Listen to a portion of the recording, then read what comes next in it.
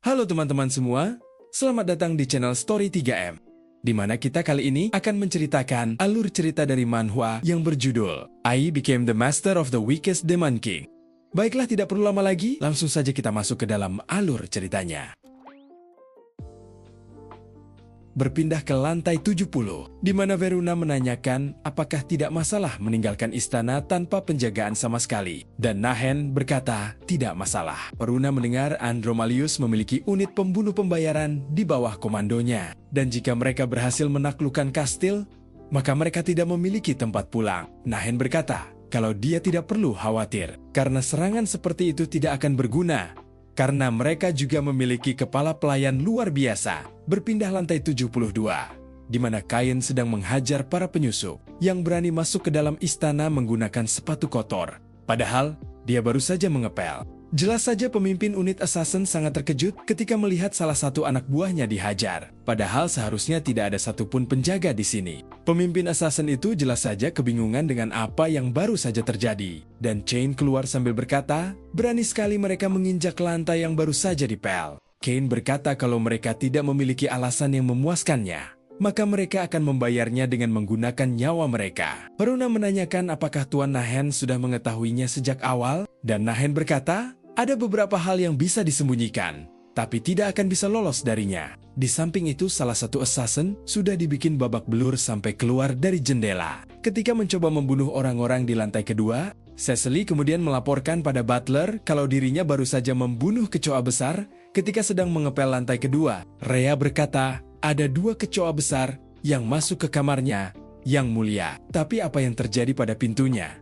Dan Jane meminta maaf karena dirinya tadi terlalu kasar. Mark menanyakan apakah semuanya baik-baik saja. Soalnya barusan dirinya berhasil menangkap seekor tikus yang menyusup ke dapur. Kane berkata sepertinya masih ada seekor tikus yang bersembunyi di istana. Dan pemimpin assassin jelas saja gemetaran karena Kane masih menyuruhnya untuk kabur. Nahen tahu bahwa Sir Von Divata memilih pelayan dipilih karena kemampuan bertarung mereka untuk menjaganya dari pembunuh bayaran. Jadi tidak ada yang tahu mengenai kekuatan mereka. Veruna berpikir, awalnya dirinya tidak terlalu menyukai orang ini. Tapi strategi yang dia gunakan tanpa celah, dan dirinya tidak punya pilihan selain mengakuinya. Veruna kemudian menanyakan apa perintah Tuan Nahen, dan Nahen berkata, sepertinya dia salah paham akan satu hal. Nahen berkata, meskipun dirinya yang membuat rencana, tapi bukan dirinya yang harus dia ikuti, melainkan Sir Von Divata yang berdiri tepat di depan sini. Veruna jelas saja meminta maaf karena tidak memahami itu, dan dia meminta supaya Yang Mulia Siri memberikan perintah. Siri kemudian meminta guru bertindak sebagai komandan sementara mereka, dan Nahen berkata, kalau begitu dengan senang hati, dirinya akan menerimanya. Nahen berkata, sekarang Komandan Elraza seharusnya sudah melakukan kontak dengan pasukan Iron Raider. Jadi segera bergabung dengan mereka.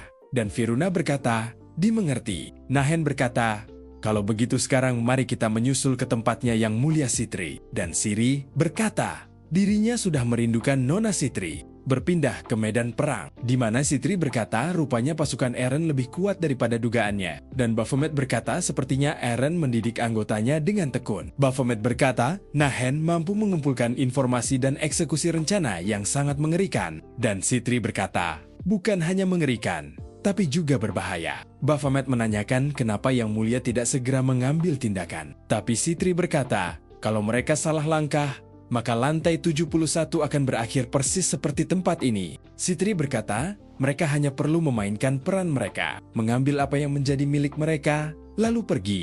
Dan Baphomet berkata, dirinya mengerti. Melihat tembok kastil yang berhasil dijebol, Sitri berkata sepertinya merekrut Iron Raiders sebagai sekutu memang pilihan yang tepat. Di samping itu, Andromalius sangat kesal karena situasi perang tidak berjalan mulus. Dan semua ini gara-gara pengkhianatan Iron Raiders bersama ante-anteknya. Bawahannya meminta agar Yang Mulia mengungsi. Tapi Andromalius berkata selama dirinya memiliki ini, mereka tidak akan pernah bisa mengalahkannya. Tak lama kemudian, pasukan penyerangan yang dipimpin Elraza berhasil masuk ke dalam istana dan menemui Andromalius. Andromalius berkata, sepertinya mereka buru-buru sekali ingin mengalahkannya. Tapi apakah mereka yakin hanya dengan segini saja sudah cukup untuk mengalahkannya? Andromalius kemudian memerintahkan agar pasukan penjaga segera keluar dan sambut tamu-tamu mereka yang tidak sabaran ini. Elraza berkata sambutan di lantai 70 benar-benar sangat menyedihkan. Bahkan ini hanya layak untuk dijadikan sebagai pemanasan.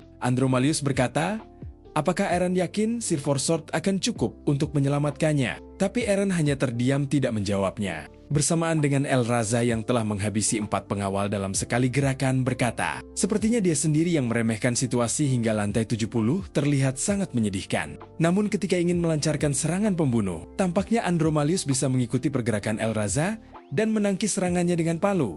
Andromalius berkata, bocah sombong ini pintar sekali membual. Jadi dirinya akan menguji sendiri bagaimana kemampuan salah satu Silver Sword. Seketika itu juga, Andromalius melancarkan serangan palunya dengan sangat cepat, hingga Elraza sendiri terkejut dengan kekuatan fisik Andromalius. Meskipun begitu, Elraza masih mampu menghindari serangan tersebut, karena sejatinya Elraza unggul dalam pertarungan kecepatan gerakan. Andromalius berkata rupanya gelarnya sebagai salah satu Silver Sword bukan sekedar pajangan, tapi memangnya mau sampai kapan dia berlari seperti tikus? Sambil mencabut kepala salah satu pelayan yang menemaninya, Andromalius berkata mulai dari sekarang kesenangan yang sesungguhnya akan dimulai. Rupanya pelayan yang dibunuh oleh Andromalius hanyalah wadah semata, yang sebenarnya menyimpan bentuk tubuh Hydra yang menjadi kartu tersembunyinya. Tentu saja, situasi Elraza yang tadinya masih diunggulkan dalam pertarungan, kini harus berbalik semenjak kemunculan Hydra, yang tidak pernah mereka perkirakan. Di samping itu, Sitri menanyakan kenapa dia kemari, dan Nahen berkata,